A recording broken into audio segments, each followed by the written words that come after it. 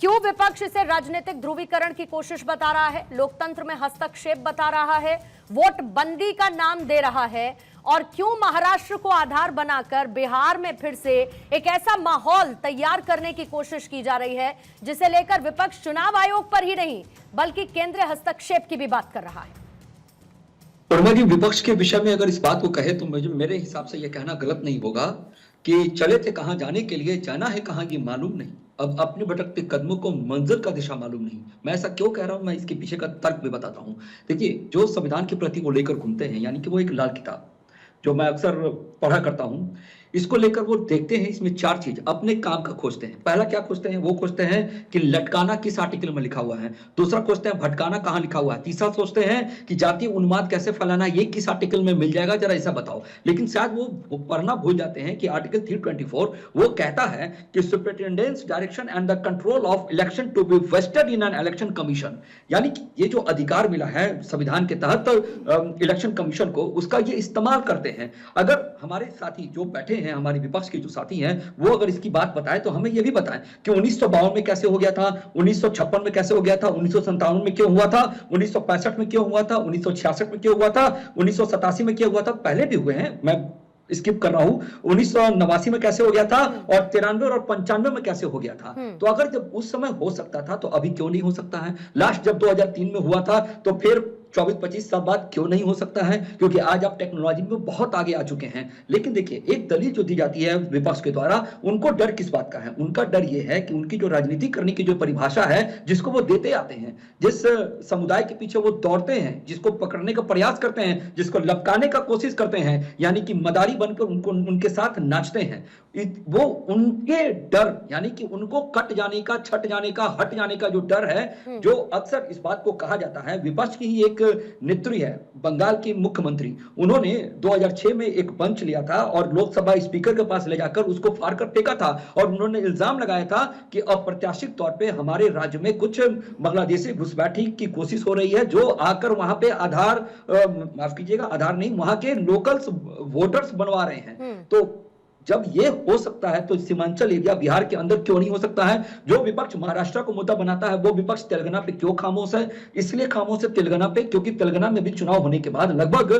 उनके तेलंगाना के सीईओ ने ही इस बात की पुष्टि की है। ये लिखत के साथ उपलब्ध है, गूगल पे देखा जा सकता है, हर जगह लिखा गया है। वहां पर उन्होंने कहा था कि 58,000 फर्जी वोटर्स को पाए गए हैं, जिसको हमने निरीक्षण करके उनको हटाया है। उस समय क्या परेशानी आ गई थी, उस समय क्यों नहीं किया था? ये चुनाव के पहले की बात है। मैं आपको बता दूं, बिहार के 2024 में इसी वोटर लिस्ट पर हुआ था ना सब कुछ इलेक्शन, तो 2025 में इसमें दिक्कत कैसे आ गई इतनी जल्दी सर? पूर्णिमा जी, देखिए, ये इनका जो अधिकार है, इलेक्शन कमीशन का जो अधिकार है, वो उनको संविधान के तहत मिला हुआ है, यानी कि वो मिला है। लेकिन विपक्ष तो ये कहता है ना कि केंद्र से चल रहा है इलेक्शन कमीशन, बीजेपी चला रही है, बीजेपी के इशारों पर इलेक्शन कमीशन पर कब सवाल नहीं उठे आप लोगों के साथ खड़े रहने के? उठते ही तो एक बात, तो इस बात की वो स्वीकारिता करते हैं, इस बात हमारी पार्टी तो इस चीज को स्वीकारिता नहीं करती है, लेकिन इस बात की स्वीकारिता करते हैं कि 1952 में ये चीज हुआ था, 1983 में भी ये चीज हुआ था, दबाव पे कराया गया था। देखिए, जो लोग उनकी जो सर्वोच्च नेत्री, यानी कि पूर्व स्वर्गीय प्रधानमंत्री भारत की, जब उनको डिस्क्वालिफाइड किया गया था, तो वो अपने अधिकार के लिए जब उन्होंने इमरजेंसी लगा दी थी, हमारे देश के ऊपर थोप दिया था 23 महीने का कार्यकाल, तो ये तो कहने के लिए कुछ भी कह सकते हैं, क्योंकि इनकी तो लेगेसी है ना कि हम पे कैसे आरोप हो सकता है। हमने जो कहा वो संविधान है, हम जो सोच रहे हैं वो होना चाहिए, ये इनकी आधार है। लेकिन तो आप ये कह रहे हैं कि इससे पहले कभी भी वोटर लिस्ट में जब रिवीजन हुआ तो किसी तरीके की गड़बड़ी नहीं पाई गई?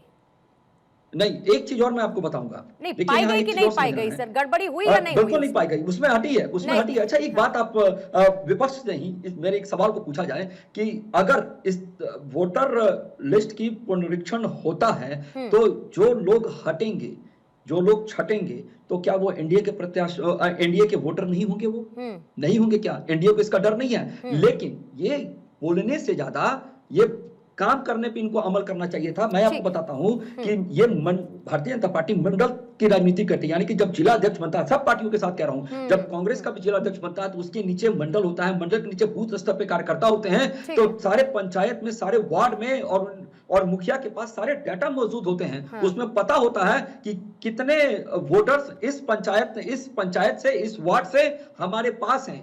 तो बजाते जो ये दलील दे रहे हैं, ये ठीक। काम नहीं करना चाहते हैं, ये बस हाँ। ये हारने की एक ठीक वजह है। ढूंढ रहे हैं और राजेश बार-बार इसी राठौर बात जी, को कहेंगे। राजेश राठौर जी, ये बताइए कि कांग्रेस भी कहीं ना कहीं रजिस्ट्रेशन और साथ ही वेरिफिकेशन के पक्ष में रही है, ऐसा समय समय पर हमने देखा है। राहुल गांधी अभी मौजूद रहेंगे जब बिहार बंद का ऐलान किया गया है, तो क्या एस्टैब्लिश कांग्रेस करना चाहती है? आप चाहते हैं वोटर रीवेरिफिकेशन हो या फिर नहीं हो? होना चाहिए कि नहीं होना चाहिए? जरूरी है कि नहीं है?